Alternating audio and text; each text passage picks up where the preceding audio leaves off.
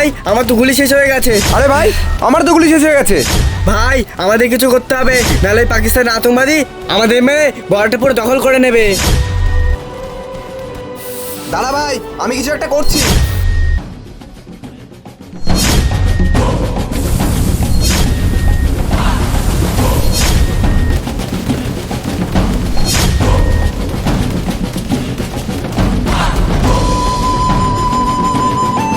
আরে ভাই তুই রোবট কবে বানালি?